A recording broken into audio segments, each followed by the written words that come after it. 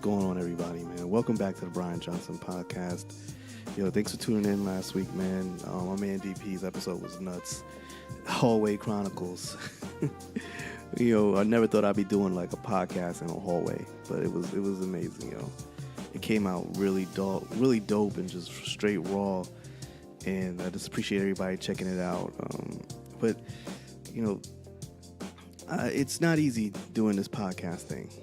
I just want to talk about it real quick before we get started with this new episode. This is episode 17, and this episode I got to sit down with somebody who's just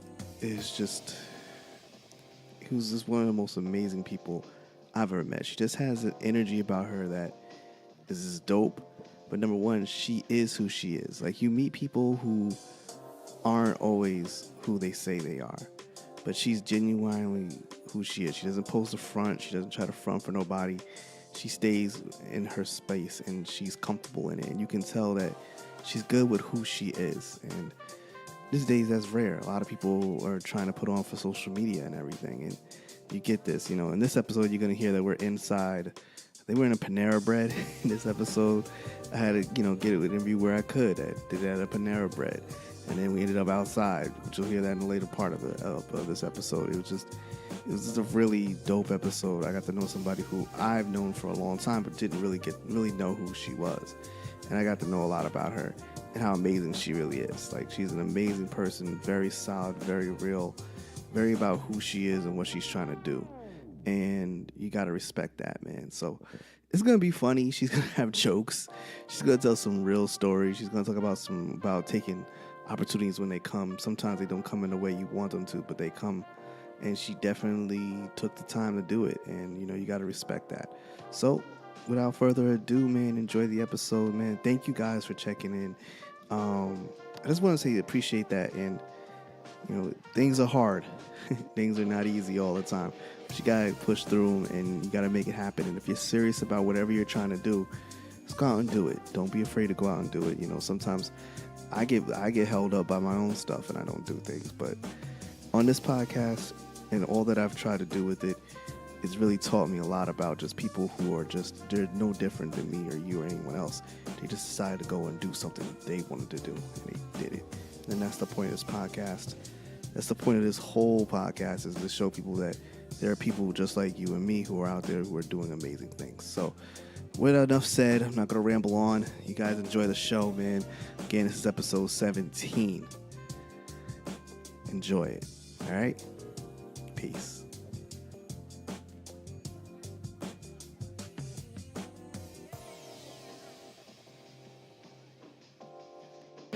What's going on, everybody? Welcome back. Today is a special day. Today is, I can't believe this. I'm about to really say this. It is episode 17. Oh, wow. 17 episodes. I have an old friend of mine from high school. We have the immaculate, the super funny, the person who honestly she's a very honest person. I know I say that about a lot of guys, but she's blatantly honest. And we're starting out the show today. We're going to be talking about a lot of different subjects. We're going to get into her past. We're going to get into her future. We're going to get into her present and all that stuff, too. But we're going to talk about a lot of different other topics, too. Today, we got my homegirl, Shatara Curry. I'm hanging up. I was about to say Carter, too. I'm so used to saying Carter. Okay. Why are you used to saying Carter? What Curry. Can I curse? Yeah, of course you can curse. Yeah, you deserve a curse. Yeah, I know. How dare you say Carter? You better delete. You better delete and edit. Get it right. And you want to do that again? That's part of the show. Can't delete that. All right, Shatara. He said Carter. Curry. I didn't get Curry, married to Jay-Z. everybody. Listen. I'm flattered though. Okay. But no. Okay. I'm sorry, so Carter. Sorry. He said Shatara, and I was like, he got it right. I was thinking C. Carter. Because I've messed up her name for years. So. Yeah. Anyway, stop nerding out at this point, people. All right, let's get this started now. Hit it. Listen. So, you are a comedian. Yes. I do stand-up comedy. She does stand-up comedy. Now, most people, stand-up comedy is a strange thing. Okay. I'll tell you, the only reason why I say it's a strange thing, only reason why I say that is because it is one of the most difficult things to do. Okay. Yep. But it is one of the better things to do in life. That I've noticed that people who are comedians are very intelligent people. So first off, tell the people about yourself. Who are you? Introduce yourself. Okay. So my name is Shatara Curry. Curry. Yes, curry like the spice, not like the chicken mun.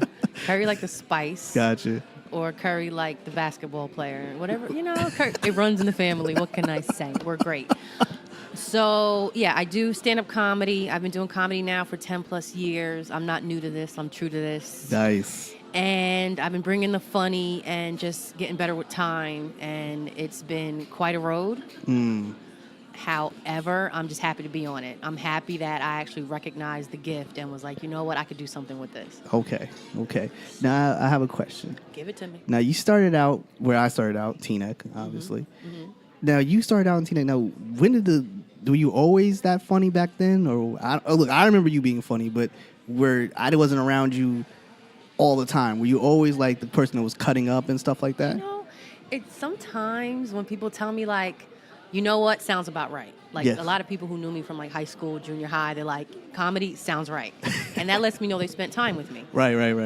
There's some people that are like, really? Wow, I wouldn't know. And that's because, it's different strokes for different folks. Yes, everybody doesn't rub me funny. Everybody doesn't rub me funny. Are you one of those people that sit in the crowd and be like, to your peers like, No.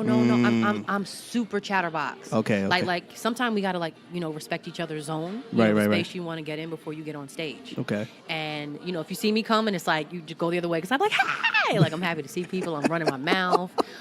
Because they be in their zones, they don't want to be bothered. Yeah, right. Some people don't want to get bothered. Yes. Because in that it's very intimate. Comedy's very intimate. Yes. It's very selfish because when you get on that stage and you are selfishly making sure you have a good time. And in turn, the people will have a good time.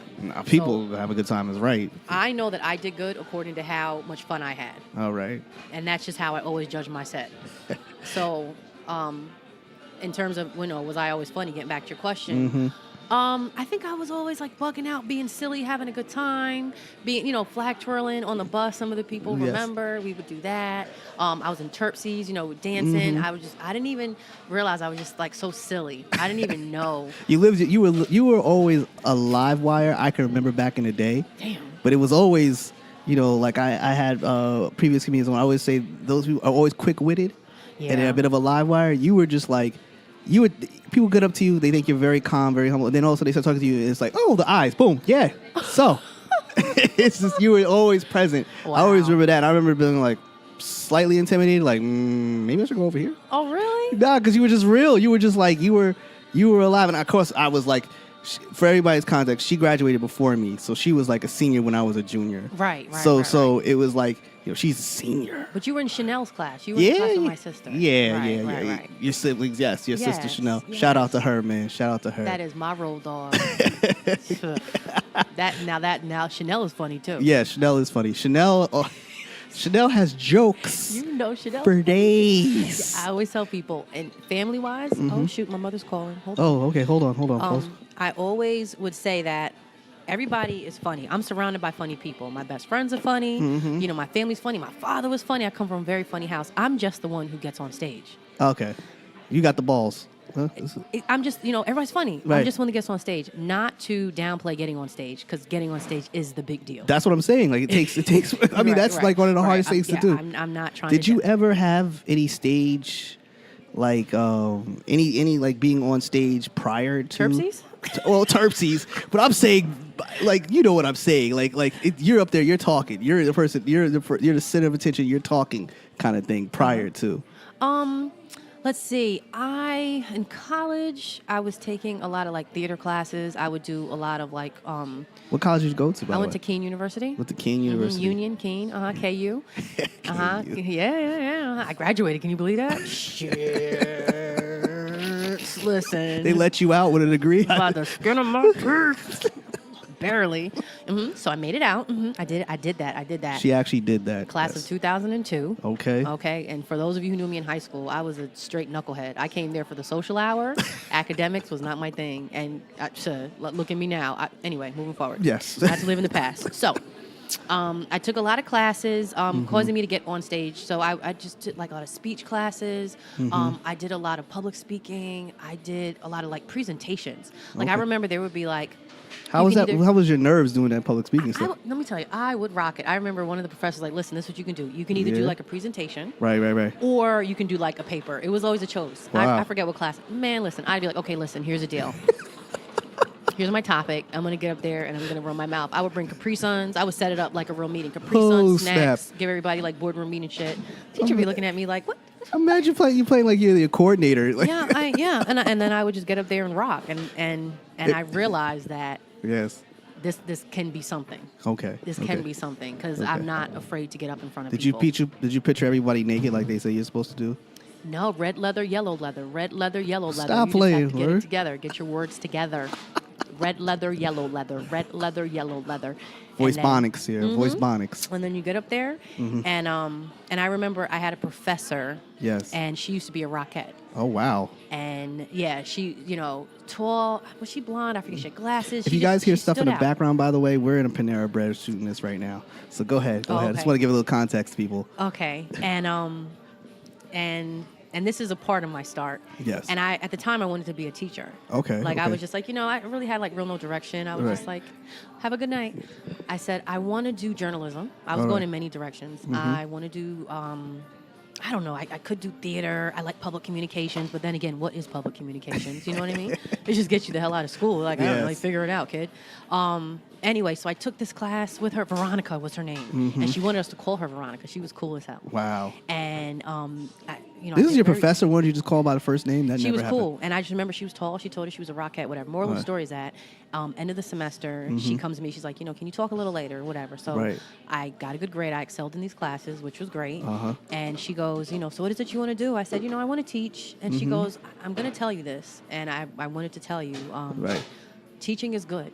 Yes, it is. Your heart can be in it. However, I see you doing more. Oh, so you have one of those. It's one of those things where you get a boost from an elder statement that kind of like it gives you like, okay, you know what? Maybe there's something more. She told me. She goes, what you're gonna do is, she says, I just see you on the camera. I see you in front of the camera. Now, mind you, my grandma used to tell us like. Apollo used to come on. My grandma would be like, you could be up there. Right. Whatever. You could be on TV. See the newscasters. You could be up there. So getting booed off the stage. Whatever it was, TV. She's like, you could be up there. Jet Magazine. You could be one of the beauties of the week. And anyway, so Veronica basically told me that she sees me doing more than teaching. I should consider it. And she says, I see you like in front of the camera. I see you on TV. She's like, I just see it. She goes, listen, my best friend is somebody who I'm not going to say off of like Fox 5. Right? Okay. And here's the name and number. Get yourself an internship. She says, get coffee, do whatever you got to do. Use your personality. Right. And make your way on that TV screen. And she goes, here's my name. Here's like, she laid it out. So this is where preparation is very important. Okay. I wasn't prepared for that opportunity that was right in front of me. Wow. And I didn't tackle it the way I should have. So years later, it was destined for me to get on stage. Jeff Carroll, which I'm sure you know, he's another Inglewood Teaneck representative, like a brother. Jeff actually had a movie coming out, and he was like, we have a lead role for you. And then on top of it, he's like, you got to get on stage. Oh, it's awesome. It went hand in hand. So my sister, Shantice, made sure I got on stage to do comedy at the Boston Comedy Club. I was 19 years old. So what I'm hearing is you have a lot of family support. That's number one. Yeah. It was a long story, right? That wasn't a long story. I wasn't even trying to go there. I'm contexting it up. You got a lot. You got family who support you. You got a mentor or somewhat of a mentor, a professor supporting you and pushing you into it. And so you're in there. You took the internship. I'm saying no, you didn't take the internship. That's what I'm trying to say. Be prepared for opportunities. Oh, see, pay attention. Listen. Okay, no, I was not prepared. I was not prepared. I didn't take advantage of that opportunity that was right in front of me. I was kind of stunned by it. Like, okay. You know Okay. And just looking back at that really sticks with me. That sticks with me. And Dr. Choate, one of my acting professors, also, she was another one. She was dope. That's dope. So, okay. So, you had family. How many sisters do you have, by the way? My mom and dad have 6. 6 sisters. 6 of you guys. And right. Did you guys all grow up together? How did that work for you? All 6 of us, yeah. My mom and dad have 6. I got to be clear. I have siblings. My dad, was previously married. So I have older siblings Okay. that are in Atlanta. All right. My other Curry love, we love each other. Right, right. Just the same. Curry family is thick. Right. So I just have to be clear when I say my mom and dad, because we are, the ones that grew up together. Right, right. In Teaneck, and when my mom moved here from New York. Okay. So, yeah. What was it like growing up in a big family? Looking back, it was fun. Did it help? Do you ever see like some of that being around, having people around you all the time? Did it help with your personality come out? You were not afraid, or how was it for you? Fucking annoying being around a bunch of what you think? Listen, I'm trying Can't to use the bathroom. Somebody want to borrow your clothes. Well, that's a given. I grew up with like a bunch of people in my household, so it was always either clothes getting borrowed, or something's going over here, or someone's taking this, or someone drank your juice. Like, yo, fam, that's my juice. My name was on it. Right, like, right. Yeah. See, now if I put my name in my juice, my father would smack the shit out of me. And he didn't beat us. Okay, my mom did, but we were not closing doors in that house. Dry snitching is real. This is not your house. You do not close that door. We come to the dinner table. We all eat as a family. Okay, we don't have to lock doors. They didn't play that. So if I were to put my name on something, oh my God. So the key is that I know how to share. Sharing is caring. Yeah. Sharing is caring. So, yeah, it was fun. It was I think getting up in front of people, maybe I was always doing it. I think that's what I was saying. You have family, you always got to be. Maybe I was always doing it. And then my dad is like, my dad was, God, rest his soul. word. He was Mr. Personality. My dad was the comedian in the house. Okay. Like, when I tell you my dad was funny, anybody hearing this knows Mr. Curry. Mr. Curry was Mr. Personality. So he rubbed off on me tremendously. I have my mother's face, but I have my dad's personality. That's dope. That's dope. Big time. That's dope.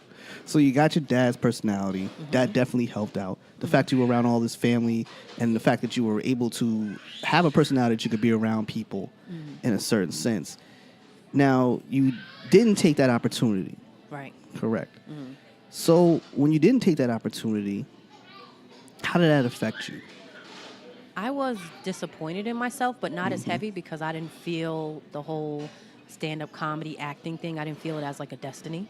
All right. I just somebody kind of just like pinched a chord, like, telling you about your potential. And I was just like very flattered. Okay. Like the fact that she wanted to pull me to the side, like before graduation, and like, hey, listen, like, before you veer off, I see this. And it was just so like, wow. It was just, you know what I mean? It was a moment. Yeah. But then, I always had my aunts and my grandma. They would always say, you could be on TV, you could do that. That could be you. That could be you. And at the time, you don't really, if you don't want it for yourself. You know what? It's not going to work. Yeah, what other people say, because I know some people who are like amazing artists. And and if they don't want it to excel from where it's at, then I can't want it for you more than you want it for yourself. That's been my biggest problem in life is I see things in people and I want them to achieve it, but I just can't get them there. I can't get them there because they don't want it as bad. I'm like, yo, you can do amazing things. I have people who I know who are cooks. I have people who I know who are artists. I know people who are just great at just something. And I'm like, if you just applied at least 80% of what you're doing over here to this, you don't know where it could take you. But they're not willing to go there. They're not willing to do it. And I just be like, all right, I can't do nothing about that. I got to pull back. Did you ever find yourself in that place where you see everyone's pushing, everyone kind of like sees something in you, but you're just like too shy or too afraid to push that way? Or you just was like, I just don't see it. I don't see what you guys see. I think I saw it. I knew it, but I didn't know that it could make me money one day. No, all jokes aside, you know what I said to an ex-boyfriend once? He was like, I'm like super chatty. Like, anybody knows me, I'm a chatterbox. I will chat it up with you. Right. And, I'm talkative. That's what it is. I like people. I'm a people person. You do talk, and I tell you this much, you have intelligent conversation. That's dope. Wait, thank you. Yes, No dumb it's shit going on definitely here. Again, it's okay to curse, right? Yes. Speak your mind. Oh, and I said to him one day, he said something about me like chatting a lot, whatever. And I said, I'm going to tell you this. I said, if I ever get paid to talk, I'm going to be a rich woman. Remember that. Oh, shit. And I'll never forget saying that to him. And that was college. So now, and granted, I'm not rich yet. Let me knock on some wood. Yes. You know what I mean? But to know that, people are actually paying to come and see you, starting from the bottom. Let's just go from. I was going to ask you, when was the first time you got on stage for comedy? When did that first? Because you graduated from college, right? I'm guessing. Did you go right into the work field right after you graduated? Actually, I got on stage. I was like 19, and I had to finish school. You know what I mean? Like I came on the weekend and like did it, and then was like, okay, I'm gonna go back. I dabble with it. Where was the first place you went on stage? I went on stage for the first time at the Boston Comedy Club, which is in New York City. Was in New York. Holy Boston Comedy crap! Club. You went. know of it? You went. Wait, you went on stage in New York City. Go ahead. All right.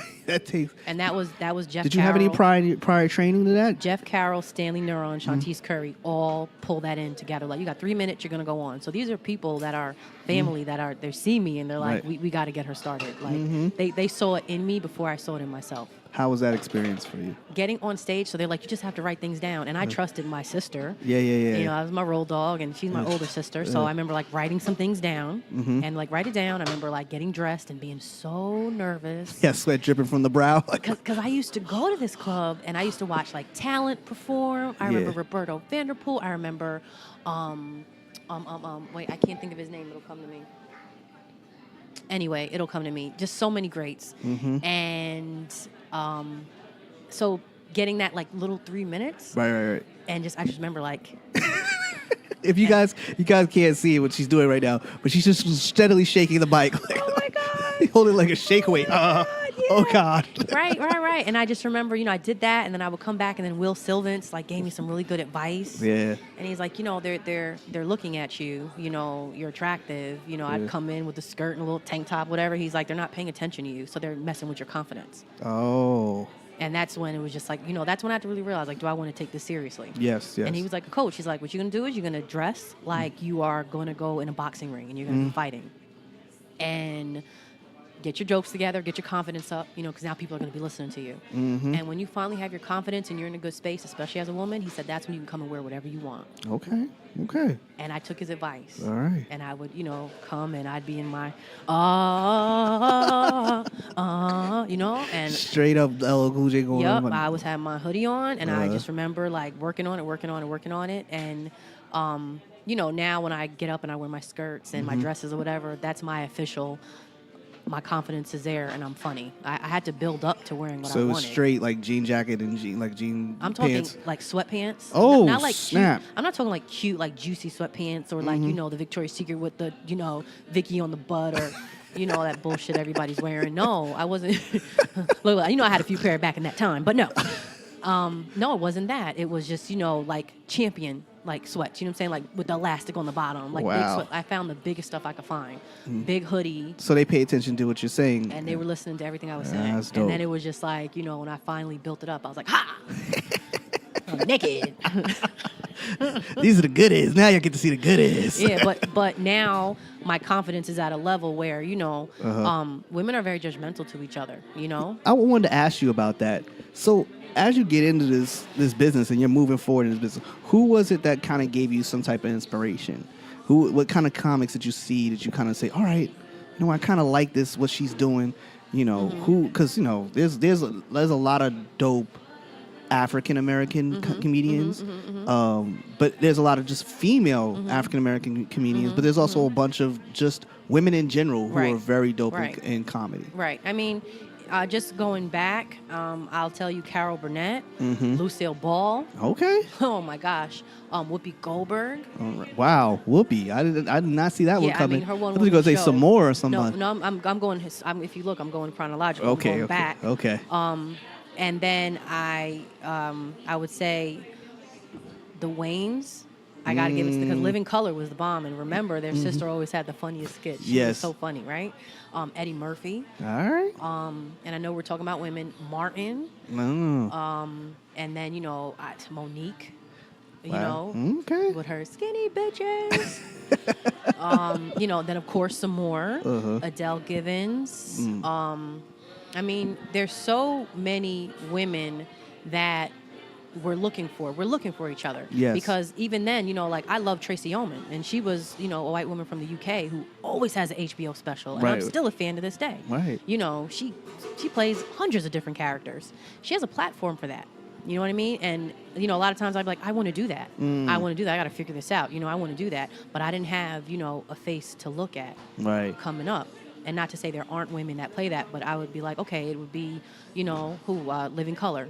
That's where we would find the black women at, That's right? true. Think about it. Who's playing the characters and the roles, you know? So, you know, they're out there, but they're far and few in between. Did you ever have an aspiration to be on Saturday Night Live, SNL, or anything like that? Or did you ever want to be on, like, a comedy skit show or anything like that? I've created my own skit show. But yeah, of course, that was something that I thought, I could do that. Okay. I could do that. Okay. It just wasn't something I chased. It wasn't like my ultimate, like, I got to get to SNL. When did it dawn on you that okay, I'm funny, but maybe I can make a living doing this? When did that start to come about for you in like a real mind frame for you? Like I could really do this like for life.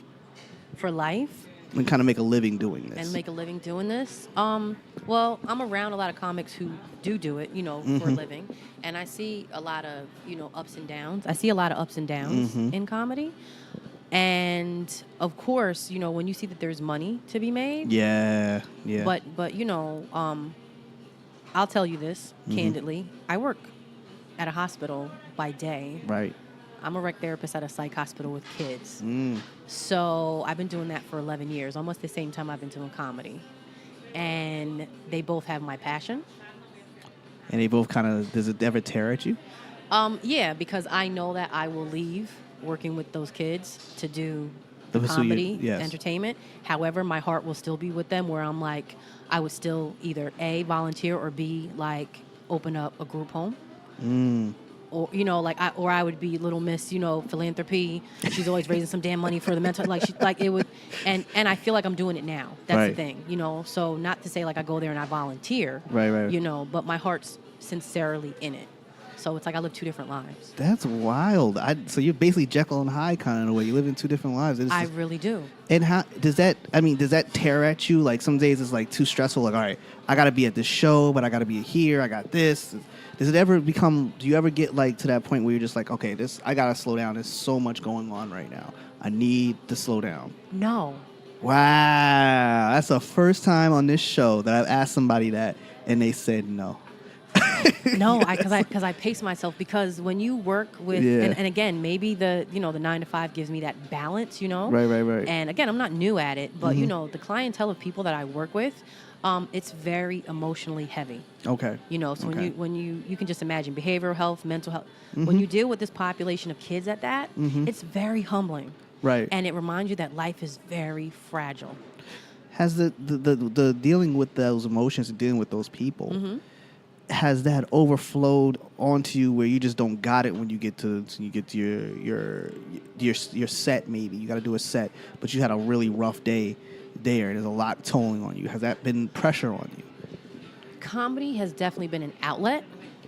So now I make it where I get out and I go, listen, I tell everybody, like, listen, I come from a job where I'm working with kids during the day. Yes. I'm with adults now. I'm happy to be with y'all. Right. Can I just say fuck? Can I say shit, damn, fuck, damn, so shit? So it's more therapeutic than anything else sometimes. Right, and then everybody's like, yeah, and then you got your people who work with, kids, and they get it. I'm like, okay, whoo, happy to be with adults. And then I'm able to flow from there. Okay, I got you. Because now I appreciate, the different people, and I appreciate that I'm here to entertain, and I also appreciate that I'm here to be myself. Yes, in the adult form. So you get to let it out. You get to let out some parts of it and just be more, you can let out some things you've been holding back for months probably sometimes. I mean, I make a joke out of it now. Yeah, you know what I mean? Now I can just say, like, can I say fuck? Like, shit, fuck, I want to snort it. What I got to do with, you just want to say the word. Crush it up and snort it. Yeah, like, right, just because you can't do it throughout the day, working with kids. And I talk about people and their, badass kids, and I don't believe all kids need medication. Some of them need ass whoopings. That's true. That's something highly true. I can candidly say that, on stage, whereas I can't look at an 11-year-old in the face. Right. And I really want to say it like, you just need your ass whooped. I can't say that. But as soon as I get out and I got a show tonight, that's like the first thing I'm going to like clear that out and like talk about it. And so dealing with those, you got two of those things, and you already said this kind of a therapeutic thing. How often do you find yourself like looking at, like in your head while you're at the school, you might find yourself like hospital, and you're sitting there and you're thinking to yourself, this might be a really good bit, but I got to leave it on the table. Yep. Yep, because it's funny because people always think, oh man, we sure you get a lot of good material working with those kids. Yes. My heart goes out to those kids. Right. So a lot of times, some things to me, it's like, we'll leave that there. I got you. You know, it may be funny, but then really it's heartbreaking. So they're like, no, that's not really that funny. Mm-hmm. I have so many other things going on in my life, and I live that I have, you know what I mean, 97% more things to talk about. I've seen you I've seen you on stage. I went to one of your you had an event years ago. I went to. It had to be 6 years ago. It was an event I went to with one of my old college dudes. Shout out to my man Heck. We went to your joint. Okay. It was my man Heck and my man Tank. We went to your joint. It was pretty fun. We had a good time. Where was this? It was in Teaneck. It was. Oh, was it the Zen Lounge? Zen Lounge. Yes, I remember you were. Okay, yeah, I remember. we were I know drunk. my supporters. Oh, well then. He's like, so you were funny. No, you were funny before that. I'm just saying, but we don't get to see each other. Yeah. Like me and my college people. Okay, we're all okay. scattered all over the place. Okay. When we get together, it's like, oh, we're going to get really wasted. And we had a really good It's a plan. time. It's a really good thing. And that's one thing that I had to say. That's why I was like, how do you come up with your stuff? Because that was funny to me. I don't want you to give away any top secret stuff, but how do the bits come to you? How do you find yourself? How does that work for you? To be quick-witted, it's natural. Right, of course, obviously. Yes, Right? Yes. To have a filtering process to what you're going to talk about, really it's what is funny to you. Right. I'm not a political comedian, so, you know, I admire... So you stay away from the Trump stuff. I admire Chris Rock Right. for what he does, and I like how he keeps his foot so planted on the pulse of politics. Yeah. To the point where they have him host. Is it the Oscars or the Grammys? Even at the highest time of... Listen, Chris Rock is amazing. One thing I love about Chris Rock is he drops blatant stuff. Like his comedic work is blatant. It's like, listen, bro, it's right in front of your face. You just need to look and see. And I find that a lot of comedians, I like Hannibal Buress. I like a lot of his stuff. The people that he surrounds himself with, some of the comedians, I can't think of his name right now. From the Gerard Show, that guy, I can't think of his name. But anyway, I like that kind of like comedic relief. I like things that people just like, you just don't see what's going on. It's Smart comedy. Smart comedy. But it's also out there that you got a lot of different types of comedian. How would you categorize yourself as, if you would? If I would. I don't know if I'm categorizing myself. I would just say that I am me. Got you. And I don't really care to be compared to anyone. Like, the only time I can say is, I'm like my dad. Okay. And that's the best credit that I can give to That's the highest honor for you. Somebody right there. funny with personality. And he was a stage presence guy. But would I categorize myself? I would say, just very off the cusp silly. Ah, okay. So if there's anything you see on that stage, she's silly. You know what I mean? I don't have, a script that I am memorizing in front of me. Right. I want to make sure that I'm very natural with who I bring to the table, which is myself. And maybe going back to when I was a kid growing up. I practice standing up in front of people, being myself so much, coming from a big family, that maybe that is why I'm able to get up in front of people like, you like me, you don't, but listen, we got some shit to talk about, and I want to talk about it.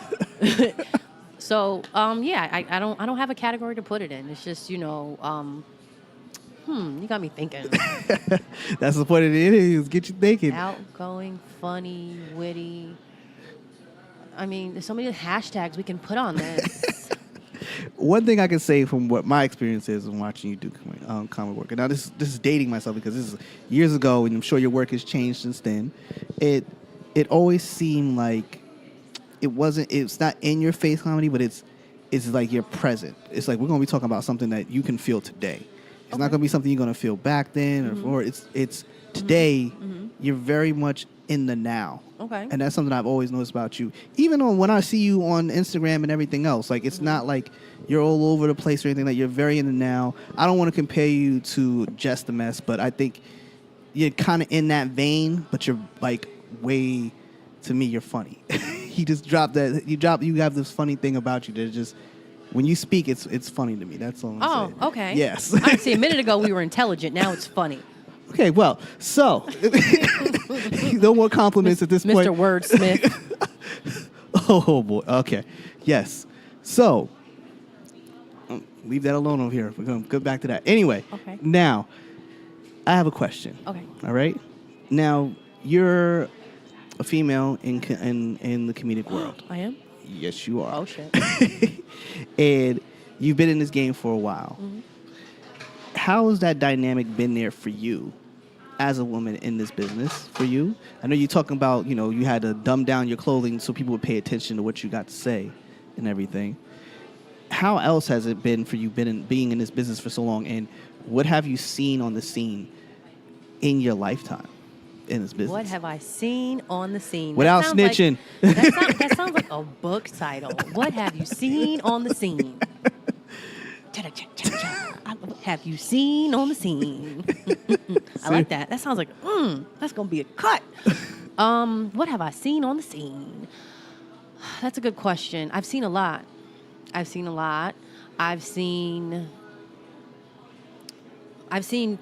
the art be something that takes over your life. Wow.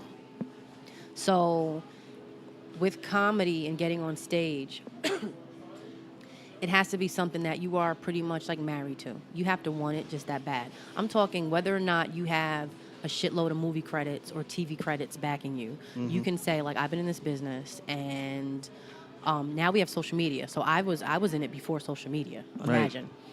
Right. When I say takes over your life, it's like by any means necessary, I got to get on that stage. By any means necessary, I got this joke, I got to get it out. Mm-hmm. I have some people that I know that don't have, a whole bunch of, different platforms that they can say they've been on, but they're still in it just because they love it.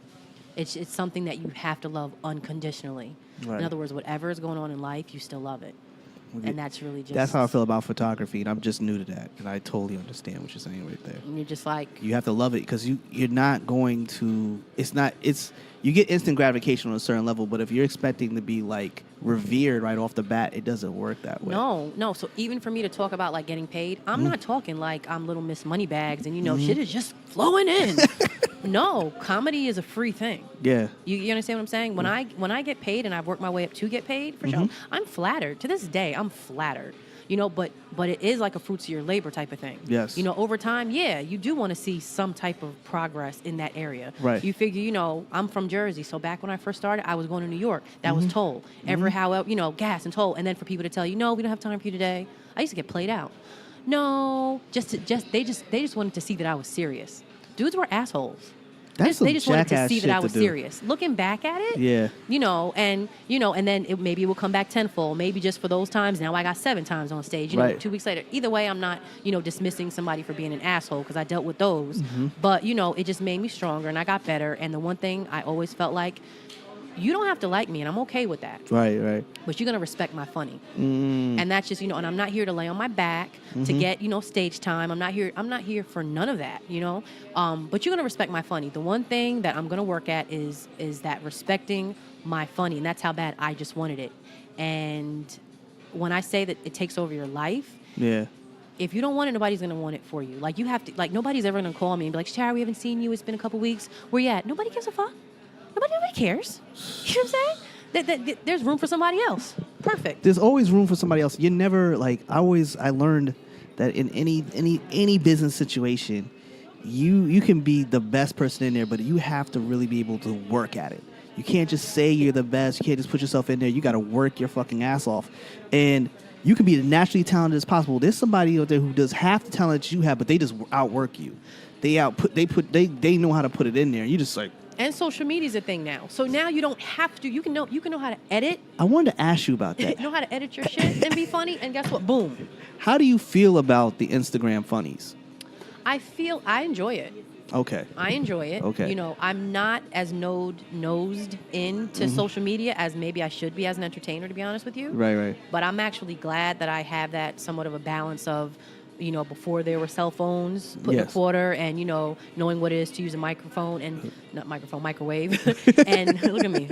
And knowing what it is to go into a thesaurus or a dictionary and not having Google. Right. I'm glad I know how to use that part of my brain. Yes. You understand what I'm saying? No, using it, like, you know how to do things without having to use, I guess, certain parts of technology or social media to get your information, I guess, in certain ways. I know how to be personal with people. I know Okay, how to sit and make eye yes, contact yes. and pick up the phone and call you if needed. I know how to do that. You think that's fading away? Big time. Okay. Big time. I mean, people are not communicating. So I think that getting on stage is something that you cannot fake.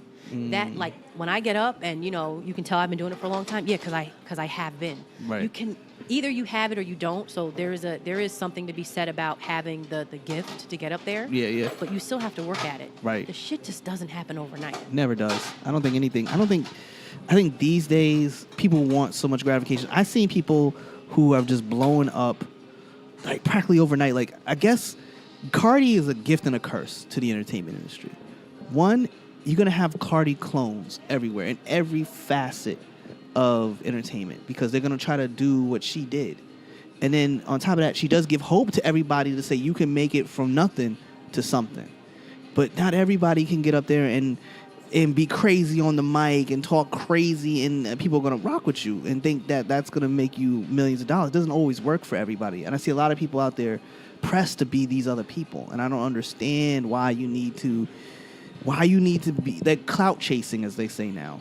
And it just blows me away. Like, you don't have to sell yourself that short, my guy. You can just stay to your own and stick to your own, and you will get on. It might not be to the grandeur scale, but you'll get on. Well, see, it's hard for me. It's just hard for me as a person who believes that you should be yourself. And it's hard for me to look at that. I don't know. I just guess it's just hard for me. I'm not mad at anybody who go. My thing with social media today is right. I really don't care how you got there. You could have inherited your dad's company, right? And now you got it. Now you have to figure out how are you going to pull your key players to keep dad's company afloat and to continue to succeed, right? Right. So it's not for me to really question how you got to where you're at. Good for you. You know, there's enough blessings for everybody. Right. You know what I mean? Which is something that what my friend Diana Ross's daughter had said. I love her. Yeah. There's enough blessings for everybody. Yes. So, if that's how you got there, good. But how are you maintaining and how are you going to excel from there? Gotcha. So, if it's through social media, then great, good for you. Right. But again, getting on that stage, you can't fake that. I can't edit it. Right. If I bomb, there's no editing. No, there's no editing it. I've seen plenty of people bomb, and I'm just like, damn. Yeah, there's no editing. There's no editing. It's not good. You know what I mean? We have to be our own editors in our head, and we got to write. We got to continue to write and stay relevant and live every day. But to what you're saying about people who are clout chasers, I'm learning, again, because I remember before it was social media the way it is. I remember giving out flyers before I could tap a button and get, I was giving out flyers, and not to say I'm all old, whatever, but, I was young doing that stuff. Yeah. And I realized I'm a hustler. I had the hustle in me, to do this stuff. But everybody wants a piece of shine. That's what I'm learning with social media. Everybody wants a little piece of, show, a podcast, a video, or little kids have channels, Yeah, little kids have little kids they want the shine. I know my girlfriend's little nieces and nephews. They have like their own little like web like YouTube channel. They make videos. They put it on Musically and stuff like that. My niece, like my little niece now, I open up a camera. She's posing off the rip, like not even a second into it. So I'm just like, oh, yeah, it's times have changed. Times have definitely changed, and then on top of that, it's just so crazy. That's all I can tell you. Yeah, it's a crazy world. The entertainment world is definitely, the landscape's changed so much. Even from when I started out with my own blog and stuff back in 2008 and 2012 and everything else. The landscape changes so rapidly and so quickly. So hold on. We're gonna pause this real quick. Hold on real quick. Yo, what's going on, everybody? We're back. So we had to switch locations real quick. And so now we're like literally outside on a bench. Because I'm humble. And yeah, she's humble. She's a G, okay? Period. Because who does this? Shatara. Right? Shatara does this. Shatara Curry, everyone. Curry. Because I'm cool like that. Curry. She might be related to the Currys, but she's a Curry. And we are on a bench somewhere in Edgewater. So this is interesting. with headphones on and microphones. Yep, and people walking by staring at us. It is on. Tell them that we're working on an album. Word. That's right. And we're trying to get natural sound effects. Yeah. We're freestyling over here. So before we got booted from the place that we were at, and we Don't tell people. See, you're telling the business. Why are you gonna be telling people everything? I told everyone I was going to keep it real on this podcast. They didn't have to know. They would have never known. So I have a question. Go ahead. Why didn't you never start your own podcast? Why have I never? Or have you and I just didn't know about it? No, I haven't. Oh, he's cute. Oh my God. I did not expect Sorry. this. This is not what this took a turn. I said, ew. It took a turn. Why have I never? I don't really have an answer for that. There's so much like I'm just trying to be on stage. Shit. And to be honest with you, if I didn't go to a full-time gig, I probably would have a little more time to do a lot of other things. But right now, my other things that I'm going, I have an independent project that I'm working on, which is a documentary, which will remain nameless just for now. She's a creator. And I'm also working on my one-woman show. Right. And I'm working on my hour special, which would be more like 2 hours because I got so much. And I've learned, don't talk about that stuff. Just be about it. Right. Because there's somebody out there who was like, she was saying that last year. And that's so true. So it's like, I need to shut the fuck up. But I'm speaking into existence. It's in the works. Trust me. It's in the works. It's in the works. It's in the works. Those of you know it's in the works. So how do you feel about, using YouTube as okay? I don't know. Was that a bug? No, that's not a bug. It was, It better not have been. No, it was like. You saw it? Yeah, I saw it. But okay. You saw me jump? Yes, I did. Okay, I'm about to jump in your arms like Scooby-Doo. I'm holding her like, I don't know what's going on, but I'm falling over. Yo, so wait. So what kind of platforms do you think are still relevant for comedians this year? Obviously YouTube. I mean, there's so much that it's a little overwhelming. So for those of you who are getting it on every angle, I just want to give you props. By no means, no hate here. Shit. When people are like, oh, I want to plug you in, I'm like, please give me a call because I can't keep up with all of it. So there's YouTube. People still Twitter. I think I'm old school. There is Instagram, of course. Yes. There's podcast. Yes. Which is shit. Set me up. I'll have a podcast. And then what's so funny because I had a little. Go ahead. No, sorry. I had a little something that I was doing where I would have this little rant. I would come home in my kitchen talk about how I don't feel like cooking. And then I saw a couple of people out and they were like, we look forward to that. What happened to it? Because I would just talk shit about the day and they'd be like, listen, I don't feel like cooking. And I would come back and okay, I picked up Cuban food. There you go. You know what I mean? And I would run my mouth about it or talk about the day and and I had little rants. And then there were times I would write rants about the day or whatever was current. And I would put little checks, you know what I mean? Using my, emojis or whatever. And, I had people, hey, we like that. So I found that people are still readers. People still like to read. You know what I mean? People want the deets. They want the details. They want to read. I was like, oh, people are still readers. I was like, okay. So I guess I kind of bounce around, here and there, seeing what really works and just what's really going to stick. And I think because really you're so talkative, I think it would be dope. Fuck, I talk so much. It's because I'm just saying, that's what, look, my man Joe Rogan, who's one of my, he's I can honestly say in this podcasting game, he's one of those people besides Charlemagne and Joe Buttons and my man Tax. I looked at all those guys as the people I look towards. That's the kind of podcast I want to do. Okay. I want to do interviews and stuff like that. Okay. And Joe Rogan is a very famous comedian. Do you like the Bodega Boys? Bodega Boys is great. Okay, I got into them late. Me too. I'm late too. Okay. Yeah, no, I'm late. These and Merle were and then all of a sudden my girl, she can't stop watching them. She's always yo, can we watch the show? And I'm like, yo, I want to, okay, fuck it. All right, put this shit on. Yeah, they have a real fuck it. Yeah, they got a real thing about it. I like that. Because they have that chemistry. Neither one of them are comedians. Neither one of them are entertainers in any kind of part. They just two guys from the block who run their mouth for talking about what's going on. Everybody wants a piece. And my theory on you is that you have the gift of gab, plus you have the ability to know what's funny, what's not funny. Okay. And maybe you give it a try one day. I'm just throwing it out there. Just throwing it out. So you would like me to start a podcast? Yep, and then I'll make you sign some paperwork and pimp you out and put you on and take care of the whole thing. So just so you know. Look, I'm gonna have a podcast. He doesn't even know about it. He goes to show you. I'll be up there where you been? She thought she was gonna do this. I have copyright infringement right now. No, where you been? I've had a podcast for 2 years now. Where have you been? You serious? Yeah. I'm just fucking with you. I was like, wait a minute, no. I'm like, it finally happened. I screwed up an interview. Damn it. He looks so sad because he's like, nah, because I'm checking on every level. Where you at? And you are not on podcast. You're right, okay, I'm so not. I usually, whenever I do an interview with somebody, I do the roundabout, is what I call a roundabout. I do a straight shot of your entire Instagram so I can see what everything is going on. So I know what you're doing, and somewhat. And then if I see anything on Facebook, I'm like, okay, this is what she's doing. I usually stalk the people. I do some little bit of stalking, so I know what I'm talking about. I do a little stalking. I do a little stalking. Instagram is all bullshit. That's just like that is my exterior for like what people want to see.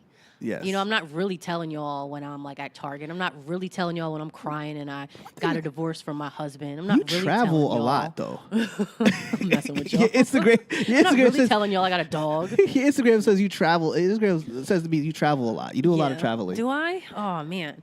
I guess. Where have I you would hope been, so. and what was your favorite place when it came down to food?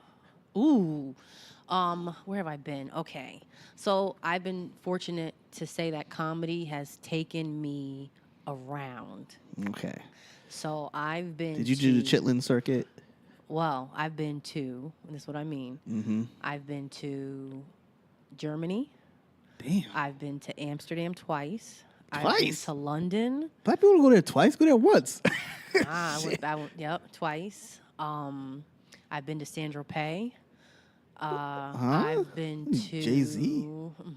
And that was for. I'm sorry, not Saint Tropez. What the hell am I talking? I've been there, but no, St. Croix. My bad Okay, for cool. comedy. St. Croix. What am I Okay. saying? I've been to Bahamas, Mm-hmm. and then in the United States. So I've had the pleasure of getting to islands and like being overseas to do comedy. Passport heavy, as they say. Like. So that again, like getting back to being flattered, like that is flattering. And my experience in Germany was so dope, and London, because like they appreciated the black woman so much. You know what I mean? I remember the girls like, oh my God, I remember like had like my DVDs of like, you know, the Shatara show, and you know, I had my like, you know, product to sell, my t-shirts, and like they were just supporting. Like they loved it. They were such charming people. You Nice. know, Germany, I did that military base over there. And Amsterdam, I mean, being able to get out there and to bring your comedy is like, wow, like my comedy is worldwide. Got it. Wait. So how did that feel to be in those places, and you like your comedy's worldwide, but how did it feel to get that reaction from the people in that moment? Were you just like, what the fuck? Where the fuck am I at right now? No, it's like they're not New York City, obviously. Yeah. So if I'm coming and I'm talking about issues of, you know, I don't have kids, and you know, Yeah. I don't want no kids, and you know, guess what? That Right. carries over into another country. That's just women in general. You find that commonality. And it's right. like, If I'm talking about, you know, coming from a big family and, Right. you know, just certain issues in the household, you know, if I talk about just being a woman, I mean, whatever. That is a worldwide topic. Right. Right? Right. You know, How did you feel about like the Me Too movement and everything? Ain't nobody got time for that. Shit, you saw me just with this man walk by. Ooh, he's hot. How do I feel about the Me Too movement? Because I had to ask the question because now you're talking about women something, and women and women. yeah. But I'm just saying, in terms of the comedy carrying over, you know, that's really what it is. So like to come over there and to talk about, you know, who you are and what makes you you, that's great, because guess what? You're talking to other, let's say, people. Let's take women out of the, you know. Right. We're talking to people who can relate to your Yes. topics, and they think it's funny. And guess what? You think it's funny too. Word. And that's really what it is. I don't have closed-minded, you know, you have to be from the U.S. to understand where I'm coming from. Yeah, so Get you becoming more of like a citizen of the world, kind of in a way. 'Cause I would like to do more of it. So, Right. you know, traveling is a big thing for you. I love to get out. I would like to do more of it. I would got like you. to do more of it. That's Absolutely. dope, yo. I never met anybody who's been to San Tropez. I don't think. Well, not.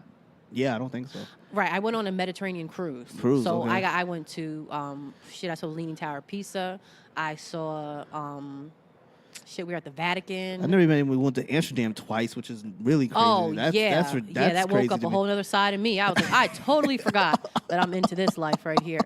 Yeah, they had a hard time getting me out the fitting room in the H&M. Rihanna was playing, and every song was my song.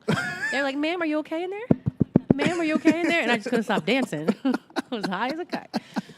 Nothing wrong with being high as a kite. Yeah, those days, those are good days. So the Me Too movement. Me Too movement we're talking about, yes. I feel like listen, I like a little sexual harassment. Oh Lord, and there we go. Now you know the truth, everyone. No. Okay. All jokes aside, I do not dismiss these men for being skeeves, but since we were young girls, ladies, we know men have been skeeves. Like, it's nothing new. I'm sorry to say it. Just by nature, they're skeeves. Mm-hmm. And, you know, I remember being in the 7th grade coming out of Benjamin Franklin and grown men honking their horns. Yeah. Honk, honk. I remember grown men honking their horn and looking at it like, yo, I'm in the 7th grade. Like, wow, that is disgusting. I'm just telling you, I really remember that. Yeah, I know. I remember that. I understand. Every girl has that moment where they remember, like, you know, being at an age and like a grown man looking at you in that way. And you just have that moment like, ladies listening, you know you've been there before. This is nothing new. So I'm not dismissing men for being skeeves. However, you just have to be the type of woman to check a motherfucker when he needs to be checked. Right. And I'm sorry that, you know, the one thing these women all have in common with the Me Too movement is they all have ambition in common. Yes, That's one thing they all have in common. Yes. None of them are talking about Me Too, talking about they worked at Costco and Jimmy took his dick out. No. Jimmy took his dick out. Jimmy took his dick out because you were trying to get on this stage or trying to be out here, and Jimmy took his dick out and said, "You're going to do this, or you're not getting on the stage." Right. But my point is that these women were not on a low level, of you know, trying to make it. You know, if I'm going to Bill Cosby's house, I know what the fuck time it is. Whoa. I'm not eating pudding pops, and I'm not having anything to drink. I'm going to bring my own Capri Sun, and I'm not drinking any of his juice.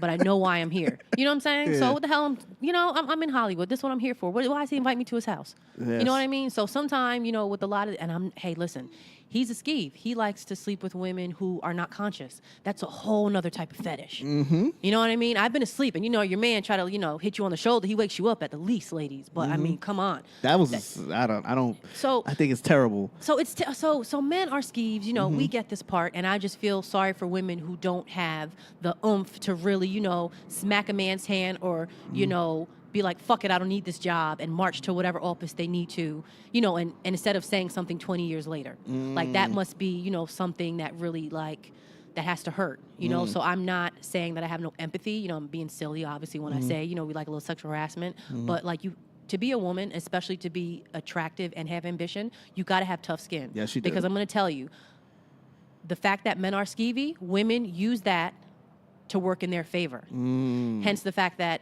cheerleaders exist. What are cheerleaders for? Half naked on the back. You get what I'm saying? So we can go on and on about I don't even this. have a comment back for that one because when I thought about it, like, what do we need cheerleaders Think for? About it. Think about like, it. So women, so we, you know what I'm saying? There's money on the other end of being a cheerleader. You know what I'm saying? How many girls are being groomed to be, you know, cheerleaders for, I'm going to be an NBA cheerleader. I'm going to be an NFL cheerleader. And I'm 17 years old.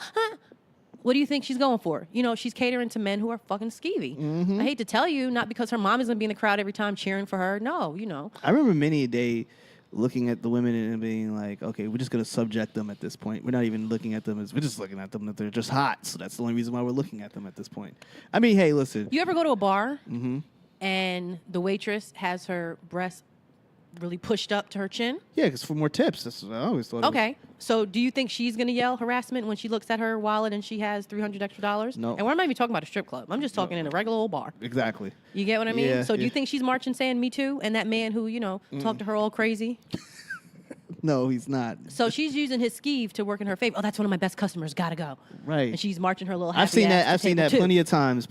I'll be talking to the bartender, and then they'd be like, "Oh, hold on, be right back." They don't come back for like an hour. Maybe more. My best customer. And they've been over there in that corner over there talking to that dude. I guess he's been shipping out the dollars, you know what I mean? Gotta go to table 2. It's wild. So the game is wild. So have you seen that effect in comedy, in the comic world? I mean, men are a little more, you know, cautious, you know. I haven't interacted with men who have been, you know, out blatantly, like, disrespectful, putting their hands on me or anything like that. thank goodness. Right. I would hope that I don't have that energy where a man feels like, yeah, she'll go for that. You don't strike me as the type of lady that's even a possible I thought. don't. But guess what? People attract kind of what they're going for. So, Right. I mean, I haven't. So far, a lot of the men I work with have been gentlemen. Blessings. I will say that they have been gentlemen. Blessings. Throughout my career, and I have a lot of good things to say about a lot of the men because it is a male-ran business that I'm working in. Yes. So yeah, I have a lot of great things to say, and then I've seen some shady shit too, but it's not even worth me. Putting it into the realm of being a big part of my career. You know what I mean? So when did so you went through the process of being a woman, starting in the comedic world, developing yourself. You've seen things, you talked to people and everything. What kind of advice did you get early on as you were going through, not just as a woman, as a comedian, but just a comedian, period, that really helped change a lot of things, shape things for you? So I had one comic, quite a few. Remember, I would tell you I would come to these shows and I just want to get stage time, and they'd be like, nah, you can't get on tonight. You get and the then flim-flam. after a while, I just remember Capone would put me on and Talon would put me on, and it was like they just saw me like I was always in your face, like I'm back. And these were like hard ass rooms to get on. I was like, you sure you want to get on? Yeah, I wasn't scared. That's one thing. Even if you ask them about me today, Shatara wasn't scared. You know what I mean? Like as nervous, they may have seen me bomb many a times, and even like Bob Sumner, God, I love him. When I tell you, I have so much love for that man. They've just watched me grow, and I do remember when I, started off. I was in college, and I was kind of like back and forth, and I remember a comic saying to me, and this is a grown man, mind you. The only way you're really going to make it is, you got to do this full time. You're not serious if you're not doing it full time. Oh. You're not serious, basically saying, you need to quit whatever job you have and you need to be here, hitting this hustle, night and day. Instead of just saying, wow, you just graduated college. Good for you. You know what I mean? Now looking back, this fucker was renting a room somewhere, you know what I'm saying, trying to stay for comedy. Right. And I look back at that and I'm like, how dare he? Hey. I've met a lot of people who are like, you're not serious about anything unless you're all the way in it. But who's to say I'm not in? Right. You know what I'm saying? And as far as I'm concerned, when you have the theory of a starving artist, that's a choice. Yes, it is. I like to eat. I like to eat too. I like to see my refrigerator stocked with shit. And I don't want to sound like a spoiled American when we say this, but if I have to work at CVS the midnight shift in the pharmacy, whatever, just because I need to make sure that I have X, Y, and Z, put my hand here, whatever. It's a hustle. Life is survival of the fittest. You don't have to be starving artists. Now, however you get there is how you get there. Right. It's really to each his own. But, I just feel like, how am I to tell you how you're going to make it? And I feel like a lot of people try to tell me, to let go of certain things that was helping me progress. And I'm like, good thing I didn't listen to any of them. Because you have been a starving artist to the next power, and that's just, I think a lot of people get that confused. Don't romanticize a starving artist's life. It's not as pretty as it may seem. It is rough. I mean, some people have to starve. Yes. I love these American Idol shows and stuff, and they have the dude who was homeless in New York and the cardboard, and now he's here to sing and then he wins. And some people have some great stories. Started from the bottom, now we're here. But let's talk about all the ones that have great stories but never get their stories told. That's true. There are many of those. Many of those. Yes. I always tell people, you got to, unfortunately, sometimes this game is hopscotch. You got to 1 foot in, 1 foot out. 1 foot in sometimes because you got to get paid. And it's not always pretty. If you got to Uber, you got to Uber. We didn't have Uber back then. Yeah. If we had Uber back then, it might have been a different story. But a lot of people didn't have Uber back circa 05, 06, 07, even 08. Niggas didn't have that. We had to do, it was basically get a job. Or a cab. $80 for that cab 3 miles away. or your punk ass was basically stuck. Yeah, we lived in a town. You had to have a car. Yeah, and it was like it doesn't work like that now. But see, things have changed. People move on the internet, and we were talking about that earlier about how Instagram has changed the landscape of the comedic world, and now it's gotten to the point now where it's like you got to be a writer. You get yourself on a writing show, or you got to produce your own show and put it on YouTube. And make something of it where you get enough on YouTube. And these days, a lot of creators that are on YouTube are not making enough money because YouTube has changed as far as how you get paid out.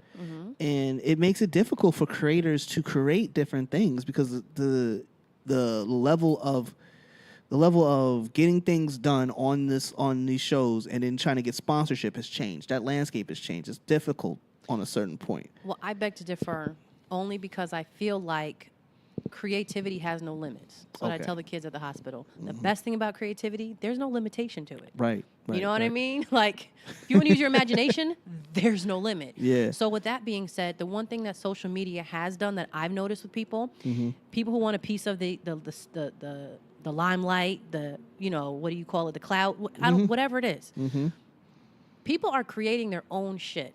It's Their just own like lanes, like yes. we're not waiting for the Oscars to honor us. Yeah. Even as Black people, I don't know if you've paid attention these past 2 years to the movement that we've had. We have been celebrating each other, and we've been using social media in such a way that we didn't wait for Mr. Grammy, Mr. Oscar, Mr. White Man, so to speak, to do any of that for us.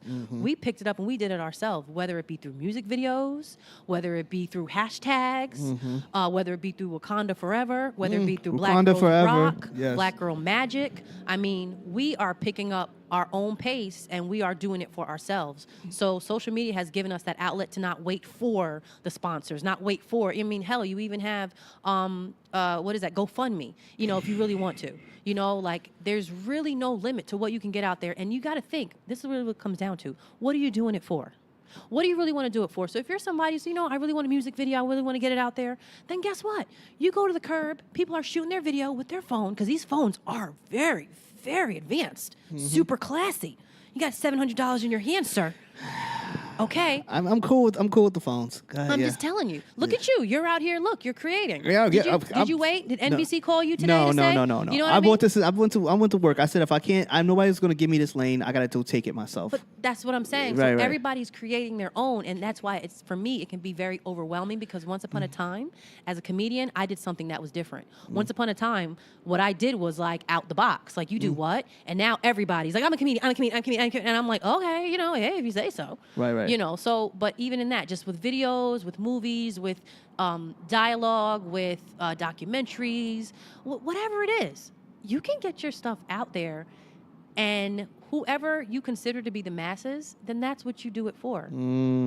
That's on you. You get what I'm saying? So but guess what? Same thing, like I can say to you, I don't have a podcast, right? Right. But does that mean I'm not funny? Not at all. Does that mean that I'm not out here, like, Doing your thing. doing what I got to do? No. You get what I'm saying? Right. Dude, right. I met the guy from the show Shameless, Peter. Right. His real name is Peter. He was the father in Shameless, angry. Me and him were chatting in California. Regular conversation. Talks about how I was glad to see a black man have that role as the very dominant father who was a good father to his daughter. Whatever. We're having small talk. We are chatting it up, right? He wasn't crazy about social media like that. You know what I mean? He's like, yeah, like hit me up, whatever. Dude. Just because he wasn't, so relevant in social media, which he is, but just because he wasn't, it didn't mean that he didn't get that acting role. Very true. It didn't take away the fact that, he's not on Channel 5 playing the alien. You know what I'm saying? Yeah. It's crazy. We live in a time where people are around our age, right? Okay. We don't put the same credence on social media as I like that word, credence. Go for it. Give it to me now. Maybe as a kid who is 24, 23 years old. And it's because we grew up in a different time. That's why I'm happy that I have my foot in to that time and space of, I know what it is to pick up a dictionary. I know what the Dewey Decimal System is. I know what a TI-82 calculator is. Okay, I know what that is. I still can't use them, but go ahead. But you get what I'm glad that we use that part of our brain where I'm not, dude, if I leave my phone in the car, don't get me wrong, I'm looking for it. I'm having a little heart attack, but I can get through the day. I'm being honest with you. Yeah. I talk to people. I can get through the day. And guess what? And if I didn't get a chance to tell the world what I did today, I still had a good day. It's okay. So I got something to say about that. Give it to me. All right. So it's a strange thing. I used to be really big on Facebook, like big, like people would walk past and say, hey, I seen you on Facebook. I saw your comments. Like I'd be in a barbershop, they saw my stuff, and I was locally big. I wasn't nobody important, not even in the least. But I used to talk about all kinds of things. Then one day, I started realizing like Facebook people became too much. It became too much about everybody's everything. Overwhelming. And I got to the point where I couldn't take it anymore. So I left Facebook for a long time, for damn near almost a year. Did you go to the sunken place? I think I went to the sunken place called Instagram. You went to another sunken place. I was at Instagram You like went to Pinterest. I was like, oh, deeper. pictures all the time. It's picture day every day. Yeah, so it was pictures all the time. So I got caught up in I got caught up in the Instagram world. Then I tried to come back to this Facebook world. Try to relieve myself off of Instagram for a little while. Just do some Facebook. And what happened was, before that, it was Twitter. I was heavily into Twitter at one point. Like, I was tweeting all the time. Okay. I learned that all three of these social medias, one thing they're going to do to you is they're going to pull you. You're going to know too much about too many people that it's going to mess with you. You're either not doing enough at night because everybody else is doing something when you look on Instagram, or you know too much about a person's day because you're looking on Facebook and they just going into a 30-paragraph rant that I've done myself, or you're just got too many people's thoughts coming through on Twitter, and you're just like, oh, I can't. I want to respond. I want to respond. Yeah. What you saying? What I found is, if we don't, like you say, if you left your phone in the car and you wouldn't mind it, you can live, right? I hadn't done that for so long that I began to get so immersed that it became like the first thing I was doing when I woke up in the morning. Immersed, I like that word. I became totally caught in that damn thing. Then one day, my homegirl E, shout out to E, she was like, hey E. She's like, Brian, you've got to unplug. Oh, you got to unplug. I didn't understand what she meant. She was like, go for an entire month with no social media. No Instagram, no nothing. Nothing. So I did it. It was fucking scary. Did your skin get good? Did you clear up real nice? I didn't know what the fuck happened to me. I didn't know what the fuck happened to me. I was looking around like, okay, what's going on? Oh, you felt lost what are you in talking the about? sauce? What are you guys talking about? You guys talk about that? And I've realized my constant need for human connection, my connection with anybody, even if I'm sitting on a couch, had become so overwhelming that I began to lose a sense of myself. And I can feel I'm falling back into that now because now I need social media for everything that I'm doing. That I need to do it. Now social media becomes an hourly thing, an hour thing once a day. Today was the first day that in a long time where I didn't check it from like 11 o'clock in the daytime to probably until right before we got on. And that's the first time in a long time I just didn't check it because I just didn't need to get involved. Good. And did you lose weight? I mean, you feel better? I felt better about myself. Like Your spirit is yeah. I got hair actually growing on my head. You know what I mean? No, but all I'm saying is, it's. I feel what you're saying. I feel that we are becoming our generation, and even the generation underneath us we're becoming so plugged in that we're gonna have to need a Neo sooner or later to get us unplugged. But kids today, from what I'm seeing, this is all they know. So that's what I mean when I say I'm so happy I have my foot, in and out, where I know what it is to not have this stuff. You know what I mean? So I appreciate it, and I'm enjoying it. You know what I mean? Don't get me wrong. However, dude, I appreciate having dinner and sitting across from, people and making conversation and making eye contact and seeing you laugh instead of LOL. I appreciate some of that simple stuff. I find when I'm with people, I find it rude when I do take my phone out. So I always excuse me. I got to answer email, excuse me for a minute. I try to make sure I put it away. And I feel the same way if I'm out with somebody. Like, I feel like that's rude, to sit on your phone. And sometimes I watch couples sit at restaurants and they have their head down. And you're like, man, they've been married for a long time, and they just haven't said anything to each other the whole time. And I'm just like, wow. I've gone out and I do street shooting in New York. I've done street shooting over here in this area extensively, and I always catch people on their phones. Like they're always, you be sitting there, they're always like this. They're always sitting. I'm like, yo. There's a whole world going on around you. Just pick your head up. Have you ever seen the show on Netflix called Black Mirror? Yeah, that shit. Okay. I can't watch that shit. Freaks me out too much, Dude, man. Dean Edwards. my boy, hey Dean. Dean was like, we were talking about this whole social media thing, Right. and he was like, you gotta watch Black Mirror, season 1, episode 9, whatever the case may be. This What? was the girl who like needed a certain amount of like Yeah, yo, likes to that get one- the house, that's and it the was one. like equivalent to a credit Yo, score. if you guys have not seen that episode, my God, that's Yeah, that that was episode tripped, right? freaked me out so bad. I was like, yo. And this is and it was like it went in according to her like popularity, and her likes was like equivalent to like her credit score to get into this Right. condo complex. Yeah. And she was like sold on it. Then she tried to like link in, and she like turned into like a bit of an opportunistic woman, trying to link in with the right people who, their scores were high and they maintain a 756. And but Yeah. it was all about your social circle and like how are you seen amongst your friends. And it was like, are we like that?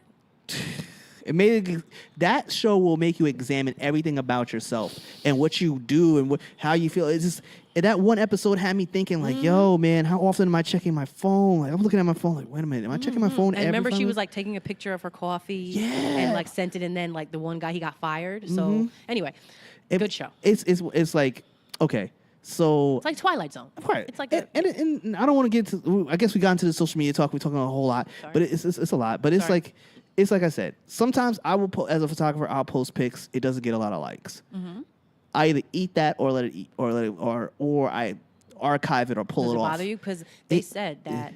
I'm sorry to Go cut ahead. you off.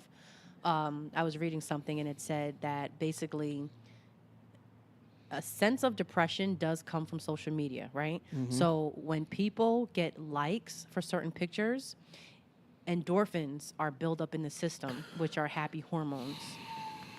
So if you are lacking, let's say those likes, then your endorphins aren't built up. There is a sense of sadness and depression that can come from someone who is consecutively like posting pictures online and not getting the certain responses. People do get happy. Right. You know what I mean? It is a gratification they do feel. That's crazy because I definitely have felt like not getting a lot of like trying to figure out why I have this many followers but I only get this many likes and been like, am I fucking shit up something? Like, No. It weirded me out at first because I'm like, okay, I got all these followers, but like only 15 people even like this bitch. Like what? Like, and it was a weird feeling because my own insecurities. You want to be like, even when we were in high school, you want to be liked. No one wants to be hated. No one this wants. is true. And I watched 13 Reasons Why. I watched both seasons. Okay. And I understood all these kids. Like I know all these kids when I was in high school. 13 Reasons Why. Which one is that? You've not seen? Oh yeah. Is that the kid who took their life? That's the kid who took their life, left tapes, and it was. Oh, yeah, I crazy. heard about that. See, that's like me going back to work. So I don't really want to go to my 9 to 5. Okay, Sorry. okay. Anyway, carry So, on. but it was like this. Damn it. And it was. You get to this point where you're just like you're looking at it and you're saying to yourself, "Yo,"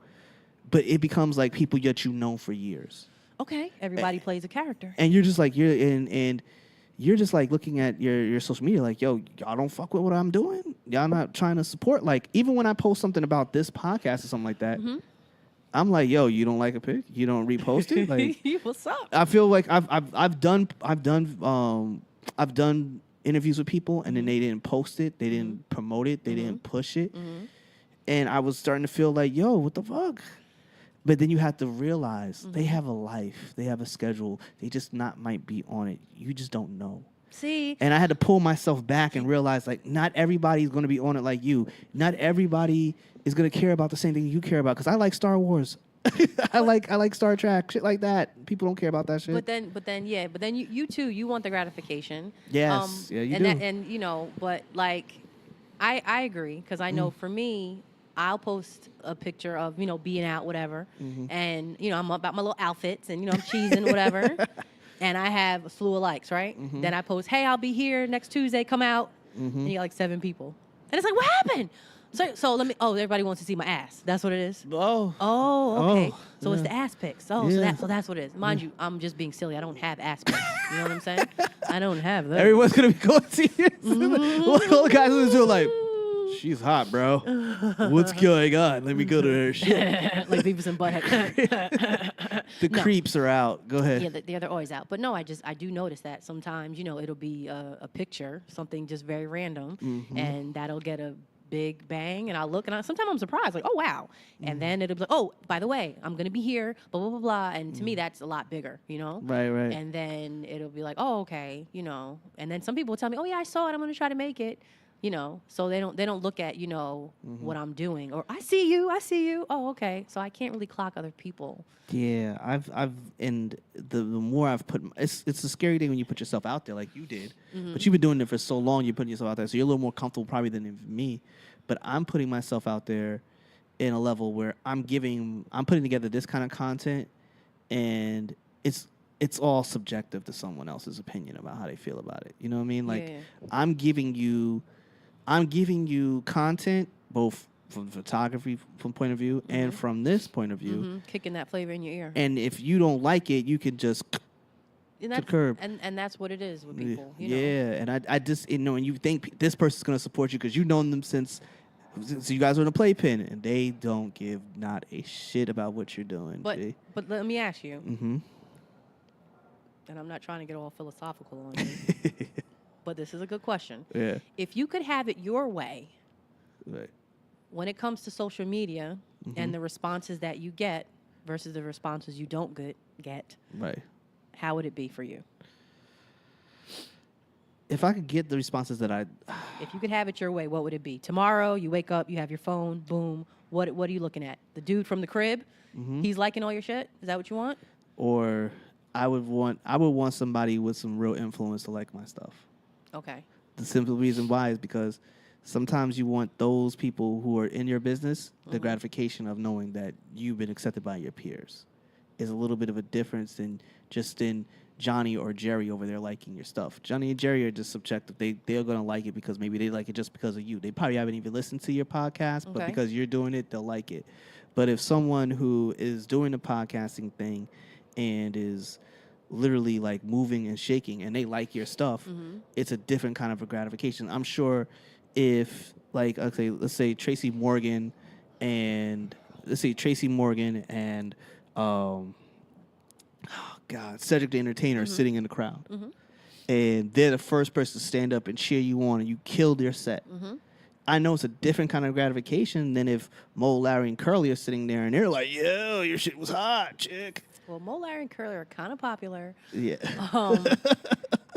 I get what you're saying, but I see now I can't really compare the two because I feel like, especially in comedy, I appreciate those people who are there.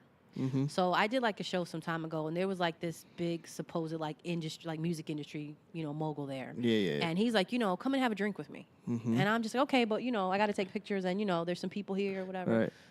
Nah, you know what I mean? They don't got money. They not, you know, nothing come with me. And I said, are you serious? Just because these people are here, I fucks with these people. Right. You know, I want to hug people. I want to come out like, I'm no better than y'all. Hey, thank you for coming out. Like, that's who I really am. And, you know, whether it was Cedric or whether it was, you know, Rashida from down the block or, you know, Kimmy Schmidt. I'm happy that I'm happy. I appreciate everybody's like. No, I do appreciate everybody, but it's a different feeling, is what I'm saying. Yeah, it's a different. Don't get me wrong. It's you know, oh wow, like especially if you tell me like, you know, Eddie Murphy was at your show. Like, Come on, I'm just saying. I look up to Eddie Murphy. You Yeah, know what I mean? but then if you're like, but you know, your cousin from Harlem showed up too. I'm not gonna be like, well. No. Yeah, I see what you're saying. No. Your cousin from Harlem showed up, and you want him to rock just as hard. Hell yeah, you wanna. My point is that you wanna appreciate everybody evenly and equally. Because let me tell you something, Cedric and Eddie may not be, you know what I mean, at those 72 shows down the road. because of Raheem from down the he gonna be there. He gonna be there. I dig it. So you know, it's just you just gotta be humble no matter what, and you know, in this case, when it comes to making people laugh, and you know, I know that without them, there is no show. Yeah. You know what I'm saying? So it's kind of like, it's like a no-brainer. Like, so I got some nerve acting some way. I'm just happy y'all are here. Like, yeah. You know, I had a good point I was going to make, but I totally forgot. It's okay. Yeah, I think the point is just basically you have to remain humble, and no matter what, you have to give the same energy you would give to somebody who's up here, way above, and somebody who's you gotta give the same energy to someone who's down there, who's not up there. And I totally agree with that. I think it's just some days it's hard because I think sometimes people who know you will be the least person to fuck with you. Oh, this is what I was gonna say. Okay, hold on. Okay, go ahead. Got it. Got it. Do you know how long I've been doing comedy? You got that part, right? Right. Do you know how many people that I come across that have known me for years that have said, I'm trying to get to one of your shows. I'm going to make it one day to one of your shows. Oh, I was coming to that show. And I always think, if me getting on stage was contingent upon that one person coming or said they were coming, You would never got I would there. never got on stage. Yeah, you're right. You know how many, and you know what? And it's never personal. Right. Dude, I have somebody that's been I have a group of, let's say, 19 people off the top of my head I can name to you. Right. I'm still going to get to one of your shows. Where you going to be at? When you coming here? And I'm like, I was just there last week. You didn't post it. Yes, I did. You know what I mean? So, and I just know it's not personal. People are living their lives. It's okay. It's not personal. But thank God I wasn't depending on you to get on stage, because the point of the matter is, no matter what, I'm still doing this. You guess what? The point is that you coming didn't make such a difference that the show still went on. That's how I feel about the podcast. I don't feel like if That's what I'm nobody even tunes in, I got one person tuning in, I did all right. That's why I never get down when I see my numbers not fly up at the roof or anything like that, or even if I go and I shoot a whole bunch of shots and no one liked the pick, or it only got 15 likes. Tag me in your picks next time. Right. And I didn't Remember. get I will. And I didn't get it, and I was like, you know what? It don't matter. What matters is one person did it. Because I remember back in the day when I did my blog, nobody was looking at that for a little while. And I just kept doing it, and people started to pay attention. And I always tell people, like, yo, I don't care if you got one person or if you got 50 people. That one person that listens to you is just as important as everybody else. Don't get me wrong. If that one person, it was Charlemagne the God or somebody like that who had some real kick and he could put you on with people and they showed you love and they're a peer, you feel like they're your peer and they're showing you love. It's a different feeling, yes, but it doesn't matter who that person really is. At the end of the day, you got one person to listen to you, and I think I lost that feeling, like you said, a while ago. Because I got jaded because I just felt like no one cared. That's honest. That's super, super honest of you. Yeah, I felt like no one cared. And I pulled back because I was like, no one cares. No one cares. I feel like I'm a fucking loser. You know, like I'm this loser-ass kid. And then Drake, stop, Drake. And then Drake, you're sounding kind of sensitive over there, Drake. And then there was this one incident. I was dating this girl, and it was a sad situation. And one of her friends said to her, she's like, why are you dating that guy? He's a loser. He's never going to get out of Teaneck. Why would you deal with him? He's one of those fuck boys from Teaneck. He's never getting out. Oh, wow. And I was like, where was the hate for this? Whoa. But it all goes to say that sometimes people that you thought were cool with you will shit on you behind closed doors, but you'll never know that, and you can't worry about that. Because had I listened to them, just like you had listened, if you had never gotten on stage, because all those people didn't come, said they wouldn't come, never came, I would never be here right now doing this with you. I would have never gotten out of my place and did all the things that I've done over this time span. I've done a lot. So it goes to show that you really, at the end of the day, you got to keep the same energy, bottom line. Yeah, and you got to do it for you. Yes. This is one area in life that you can be unselfishly selfish. It has to be about you. Yep. And of course, I do this for my culture. Okay, we know that part. And I do this for the people. But it's really about you. What's going to bring you joy? What's going to make you happy today? Is writing, doing your podcast, whatever. What's going to make me happy? Exactly. What's going to make me feel accomplished? Right. And you know what? And that's really what it is. That's really what it is. That's the reason why I did this. That's the reason why you do what you do.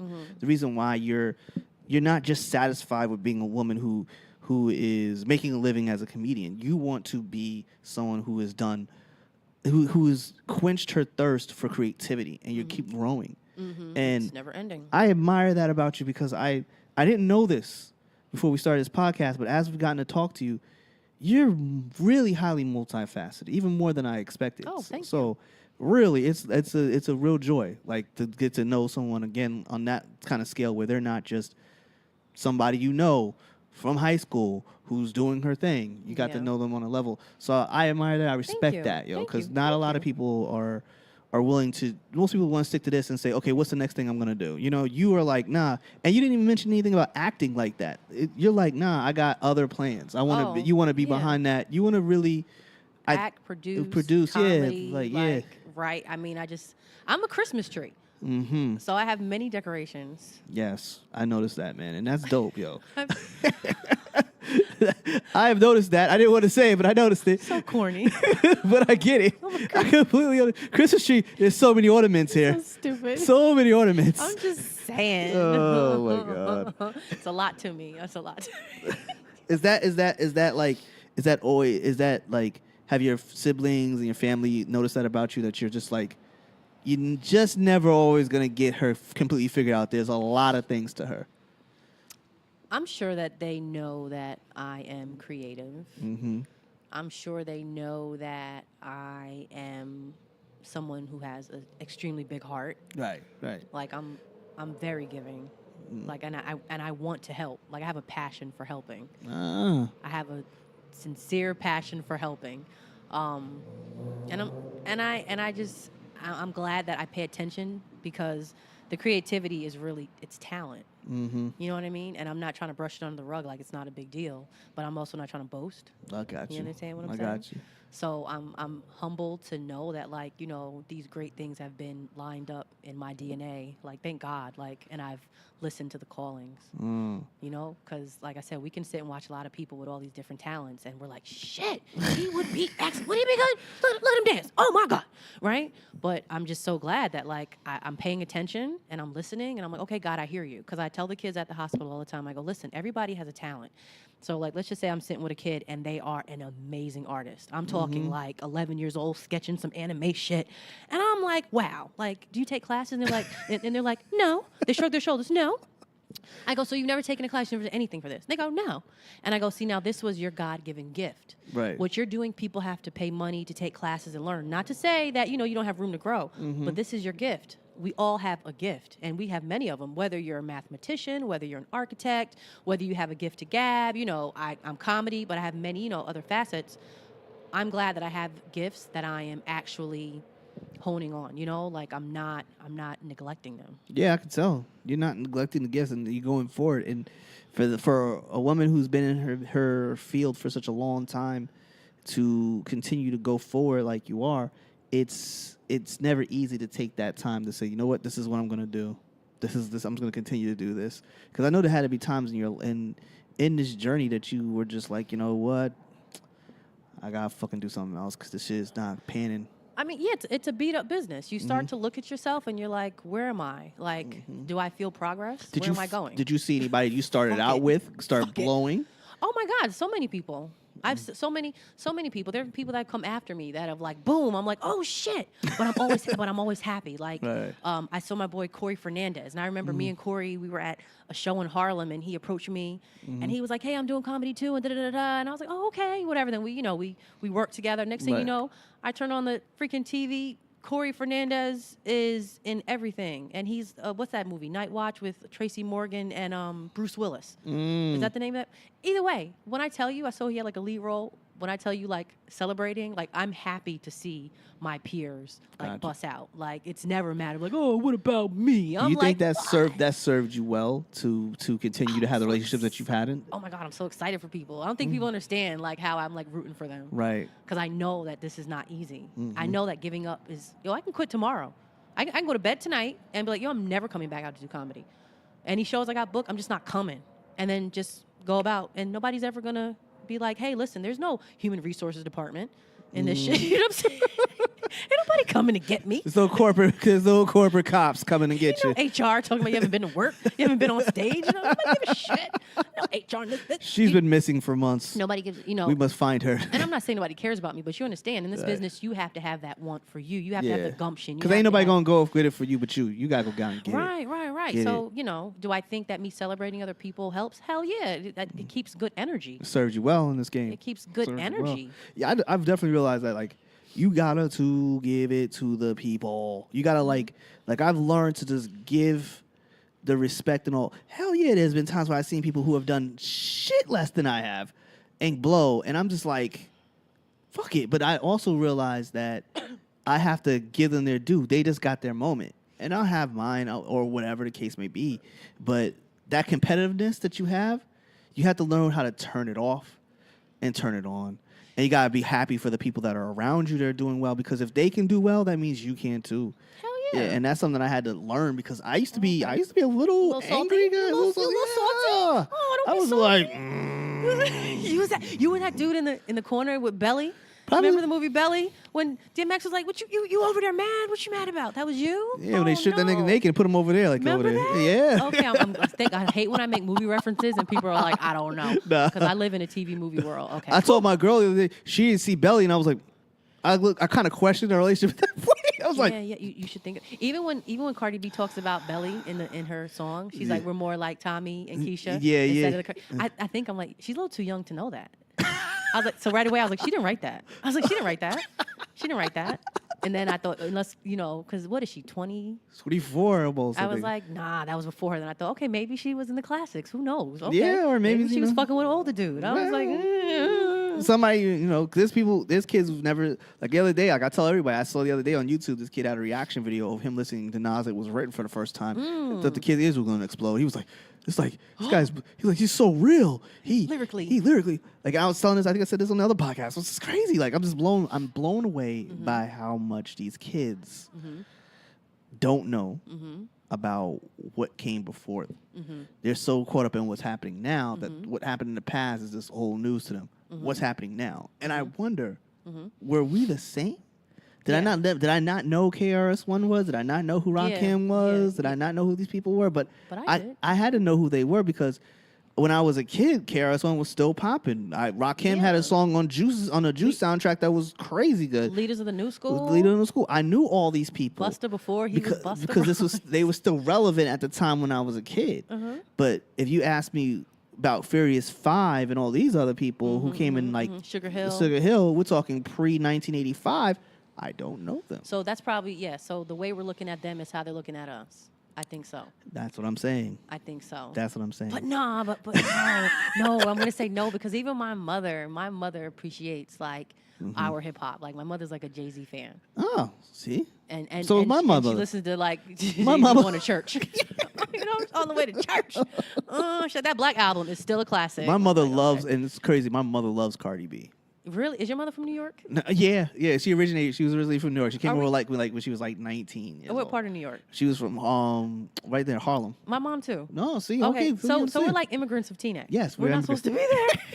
They brought us over. They were gonna get us in that damn school. When I was born, I spent a lot of time between Teaneck and Washington Heights. Okay, I was in Harlem. It was because my grandmother's mother, so my great grandmother stayed out there. So when my mother ever got in trouble, she would just go there, and I would spend all my time right there. So I knew everybody. So I spent a lot. Yeah. So I spent a lot of time out there. So I was like always like sort of understood New York kids in a way that other people really couldn't. And then I also understood them when they came over. Like I kind of got them a little bit more because I grew up around kids like that. But kids who never like their whole parents were like straight up Teaneck people and everything. They normally didn't always get them at the first, but I understood them a little bit. Okay. And it was always interesting that concept of Teaneck and that Teaneck is such a transplant town. There's very few people who actually grandparents grew up in Teaneck, and then they grew up in Teaneck. It's like everyone moved from New York there. Yes. And then there's like a second or third generation there. Especially black people. Yeah. It was mainly black people. Yeah. Our families usually from the city. Yeah. That's usually how it was. Very common. Very common. But the school system was so good at that time. Yeah. That, they would say, like, a Teaneck education was equivalent to, like, a Park Ave, New York City Park Ave education. Basically. Like, our reading levels were, like, so high. We were, like, in the 3rd grade reading on, like, 7th, 8th grade levels. I remember hearing that. I don't know if that was actually true when I was there, but... I was a year ahead of you, so, I was listening, like, what we do now? Let me tell you, Teaneck was good. Teaneck was a great school for cultural, and I've talked about this in plenty of other episodes, but it's a cultural melting pot, and you will learn.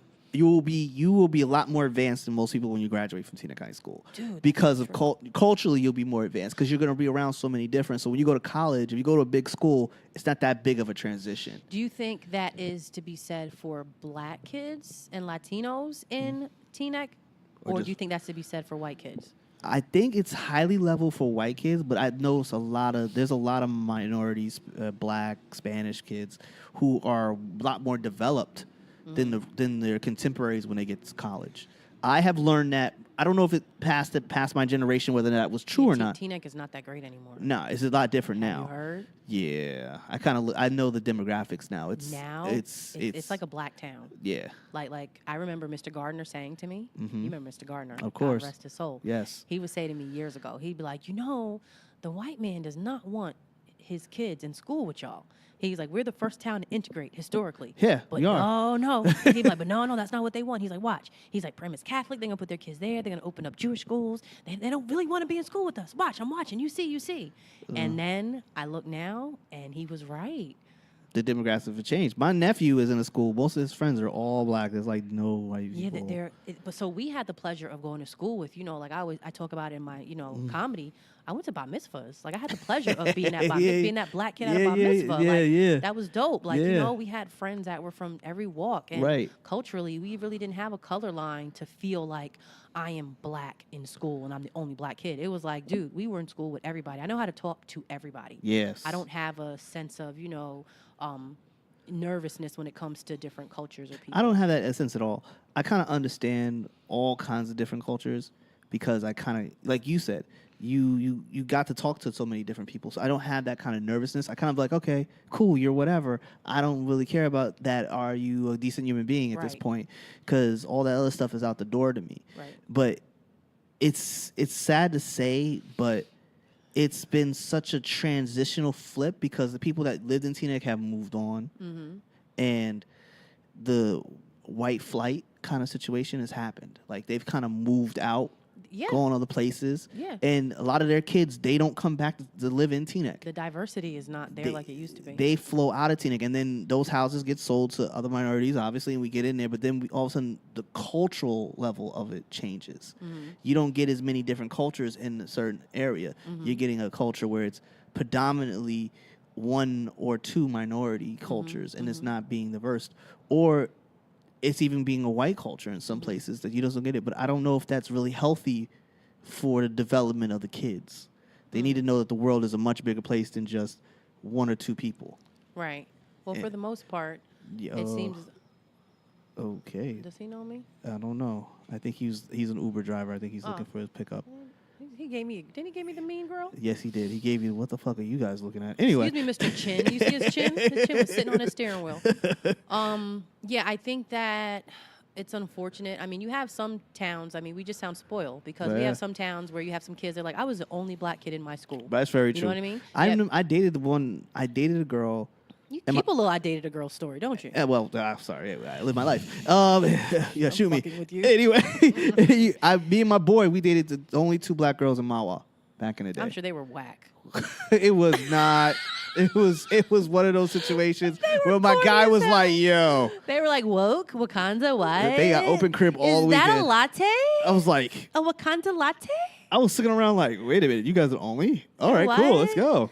Like, Veronica, pass me my blue contacts. I'm like, why are we in Mawa in fucking like 11? Like, it was crazy. But you know what? All jokes aside, on Veronica and Tawana that lived in Mawa with blue contacts and Wakanda lattes. I'm so mad you said that because she really did.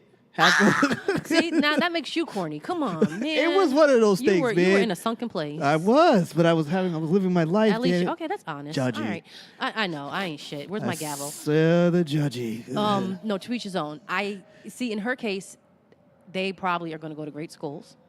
Ended up probably getting out of their hood, whatever. Right? They're, that's a very, that's a good town.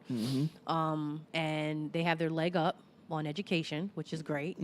However, how in touch with themselves they will be as the only, black kids in a town full of white kids.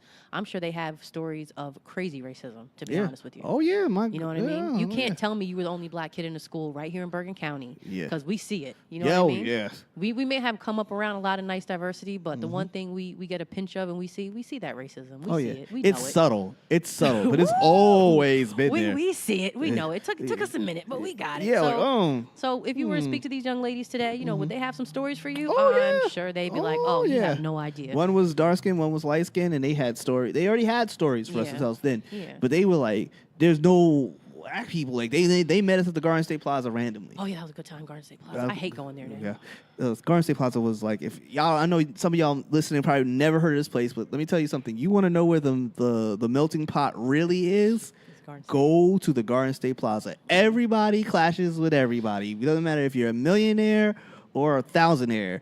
You gonna clash with somebody. $5? $5. I got my $5 air. Listen, it's just it's just everything, man. It's everything. It's still like that now. It's probably never gonna change. That's one thing about that. Garden State Plaza. It's come a long way. Yes, it is. Now it's classy now. Is it?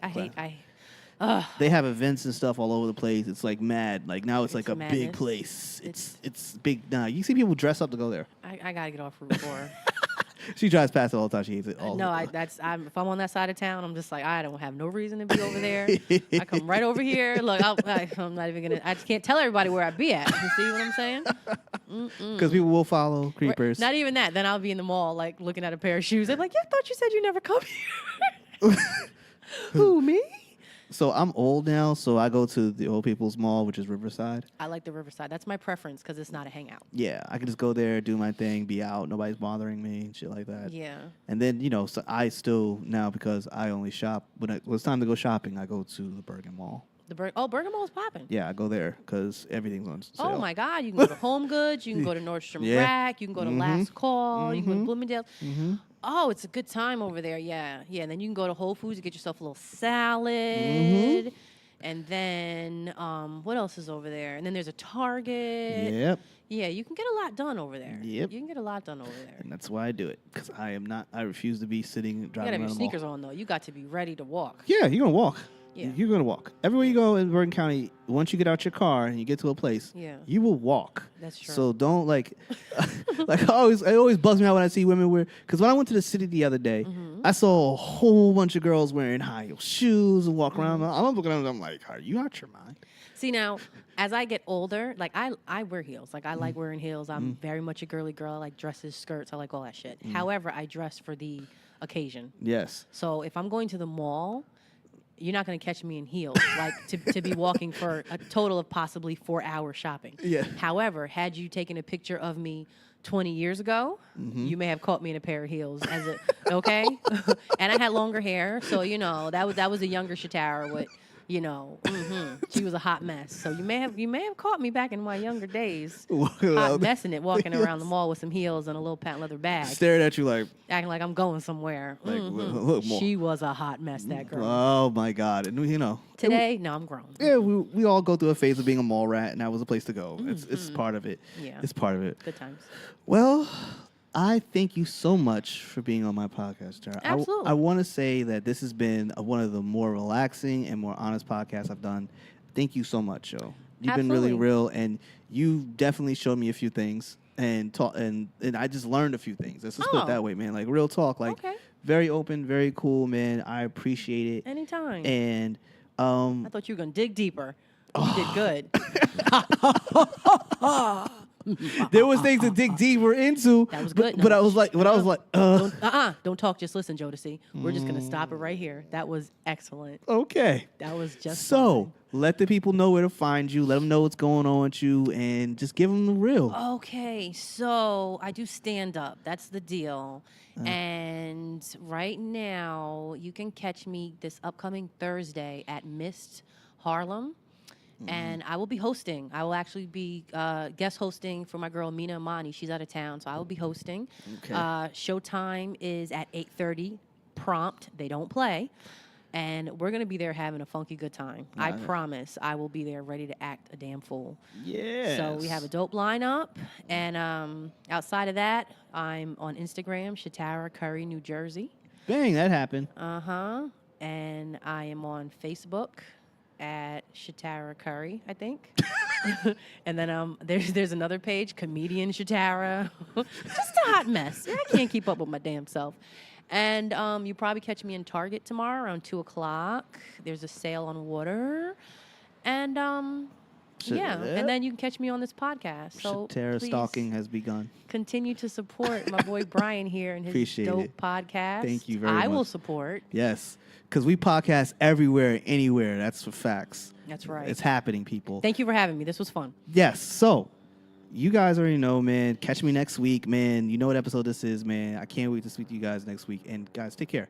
All right. So yeah, I guess Toodles. I'm leaving. Ciao. Don't feel bad. Bye.